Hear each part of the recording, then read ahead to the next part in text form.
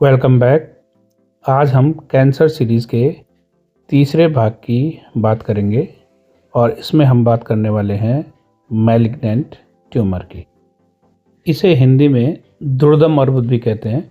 ये मैं कई बार पिछले वीडियो में बता चुका हूँ। साथ ही ये जानना भी ज़रूरी है कि यही वास्तविक कैंसर होता है।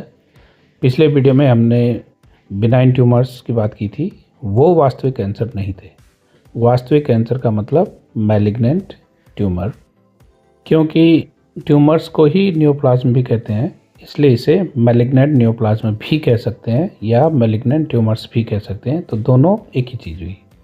अब बात करते हैं मैलिग्नेंट ट्यूमर के लक्षणों की। और इसका पहला ही लक्षण होता है कि इसमें जो कोशिकाएं विभाजित होती हैं वो अनियंत्रित हो जाती है। कैसे होती हैं, क्यों होती हैं, इसके बारे में बाद में बात करेंगे। अभी फ़िलहाल लक्षणों के बारे में। बिनाइन ट्यूमर्स की तुलना में मैलिग्नेंट ट्यूमर बहुत तेज़ गति से बढ़ता है। ये इसका दूसरा प्रमुख लक्षण है। इसका सबसे प्रमुख लक्षण है कि ये जहाँ पर पैदा होता है वहाँ पर तो रहता ही है, लेकिन दूसरे शरीर के दूसरे भागों में फैल जाता है। ये सबसे इम्पोर्टेंट लक्षण है और सबसे खतरनाक भी लक्षण यही है। इसी के कारण जो है शरीर में प्रॉब्लम्स होती हैं और मृत्यु होती है। अगर वो वहीं पर रहता तो शायद उतनी प्रॉब्लम ना होती, तो तब फिर वो बिनाइन ट्यूमर कहलाता और उसका तो काफ़ी अच्छा इलाज है। लेकिन ये एक जगह से दूसरी जगह, फिर तीसरी जगह और ऐसे करके पूरे शरीर में फैल सकता है। तो ये इसका सबसे खतरनाक और सबसे महत्वपूर्ण लक्षण है। और इसी प्रक्रिया को मेटास्टेसिस कहा जाता है। यानी मेटास्टेसिस को हम दो तरीके से परिभाषित कर सकते हैं। पहला कि मेटास्टेसिस वह प्रक्रिया है जिसमें एक स्थान से कैंसर कोशिकाएं दूसरे स्थान तक जाती हैं और वहां पर भी कैंसर पैदा करती हैं। या दूसरी तरीके से हम कह सकते हैं कि मेटास्टेसिस ऐसी प्रक्रिया है जिसके द्वारा सेकेंडरी कैंसर पैदा होता है या सेकेंडरी ट्यूमर पैदा होता है। प्राइमरी ट्यूमर से सेकेंडरी ट्यूमर पैदा होता है। ये प्रक्रिया कैसे संपन्न होती है? तो दरअसल होता यह है कि जो मैलिग्नेंट ट्यूमर होता है उसकी कोशिकाएं एक स्थान से दूसरे स्थान तक पहुंच जाती है।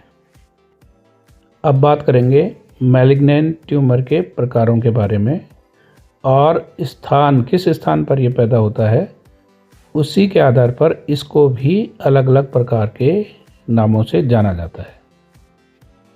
और सबसे महत्वपूर्ण प्रकार है कार्सिनोमास। कार्सिनोमा क्या होते हैं?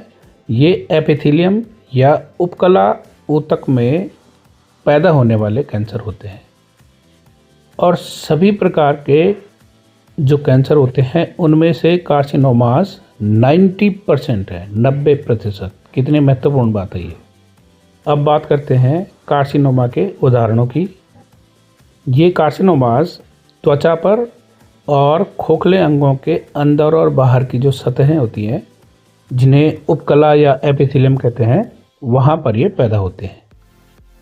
प्रमुख उदाहरणों में स्किन कैंसर या त्वचा का कैंसर, ब्रेस्ट कैंसर यानी स्तन ग्रंथियों का कैंसर, प्रोस्टेट कैंसर जो पुरुषों में बहुत ज़्यादा होता है, ब्लैडर का कैंसर, सर्विक्स जो यूटेरस का सर्विक्स होता है उसका, एंडोमेट्रियम जो गर्भाशय की सबसे भीतरी दीवार होती है उसका कैंसर, लंग कैंसर यानी फेफड़ों का कैंसर, कोलोन यानी कि बड़ी आंत का कैंसर और रेक्टम यानी कि जो मलाशय होता है उसका कैंसर। तो ये अत्यंत महत्वपूर्ण कार्सिनोमास हैं। दूसरे टाइप के जो मैलिग्नेंट कैंसर हैं उनको कहते हैं सार्कोमास। ये कैंसर कनेक्टिव टिश्यूज या संयोजी ऊतकों में पैदा होते हैं, जैसे बोन्स में, कार्टिलेज में, मसल्स में, टेंडन्स में और फैट्स में। इसकी महत्वपूर्ण बात यह है कि ये जवान लोगों में अधिक होता है।